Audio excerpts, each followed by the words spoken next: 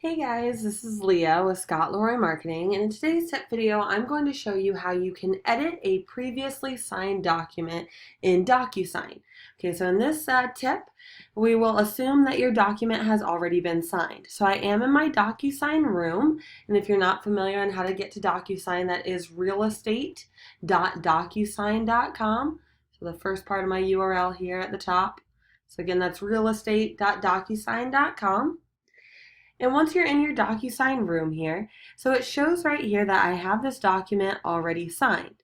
So you'll see this nice little icon confirming this one has been signed. And to the right of it, I see my original document. Okay, so this is the original form that I pulled in my DocuSign room. And if I open that up, it does not have any signatures, but it is the editable version, meaning if I can click on that, I will be able to type in the form right away. Okay, so see, this is the editable version of the form. However, you can see that is not signed. Okay, however, if I were to click on the signed copy of the form, I can see that is not editable. Okay, so there's the signature from my seller, from my client. So it is not an editable form because it has already been signed. Okay, so along with that, I also have this certification that gets added to my DocuSign room once a form is signed, and that will show any confirmation of the signing and the timestamp and the IP address it was signed from, okay, to show that that was legally signed correctly. Okay, so if you need to go about editing a document once it's already been signed, how you would do that is we'll go ahead and pull up the signed version of the document. So where we have signed right here, we'll go ahead and pull up that document, right? Because we don't want to erase any signatures. We just want to make edits to a previously signed document in this example. Okay, so from what we'll do from here, again, I can't just click to start editing that. I'll need to come up to the document actions by clicking on the icon that kind of looks like a sheet of paper with the top corner folded in. Click on that on the top right. And you'll want to go to this DocuSign option, okay? A lot of times when you see that pen, okay, or pencil, that means to edit, so you can think of that. So we'll click on DocuSign to edit this further. And that will take us on over to the envelope section. Okay, so in order to make any changes to this document, right, since it's already been signed, your clients would have to sign for any changes. So with that being said, I do need to add a recipient.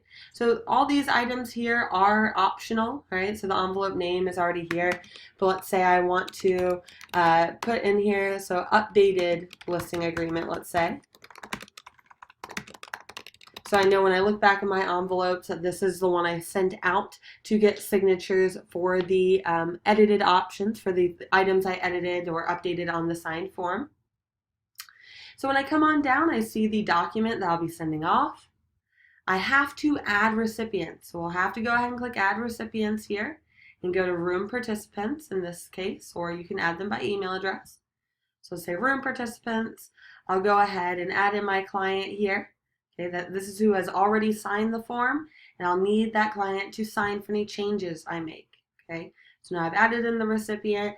You can go ahead if you would like to, this is optional, but you can go ahead and enter a message that says, please sign for the changes made to the listing agreement that we discussed on the phone. Let me know if you have any questions or so forth, okay? So you can go ahead and add in that message here if you'd like to. That is optional. And then click Next on the top right. And this is where the editing portion comes in.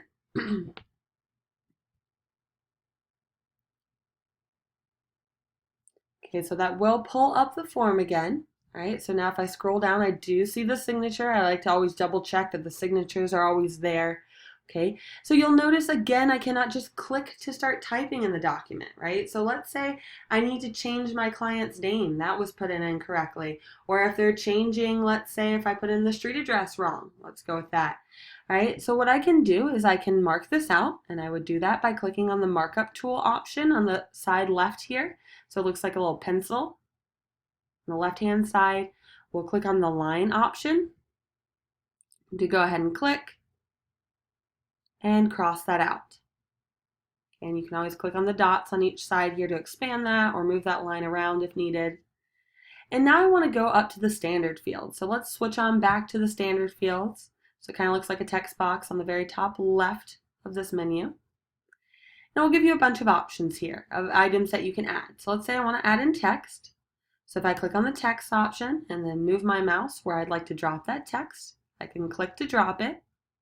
It's a pretty small text box, so I can always hold down on the dots on the corners to expand that. Okay. Now, if it is solid like this, that does mean it's a required field. Right? So we can go ahead and uncheck required field on the top right to make that a clear text box. And I can double click here, or I can add text on the right hand side here for the correct address. So let's say I want this to actually be 123 Main Street. Okay. But since I made changes to that, I will need to initial any changes I make to a signed form. Okay, so on the left-hand side, I'll go ahead and come up to the initial option and click that. I'll move my mouse and drop that wherever I'd like it to be on the form so that it can be signed there. Now, if you have more than one client that is in this DocuSign room and both clients need to sign this change, okay, just a quick note, make sure you change. So you'll notice at the top I have my client here and I have that yellow dot which corresponds to all these fields. If I had a second client in this DocuSign room, they would have a separate color dot assigned to them. So you could select that client's name from this list and you'll need to drop a second initial box for that second client if that applies. Okay. So again, now we have that initial box, we have that change made, okay, and still we're retaining the signature on the bottom. And now all I need to do is click on send. It will send on over to the client so they can sign for that new change. And voila, you are done. That is how you can edit and make changes to already signed documents within DocuSign. All right, guys, so if you have any questions at all on this, please feel free to email us at support@scottleroymarketing.com. We'd be more than happy to walk you through this. I hope you have a great rest of your day. Take care, guys.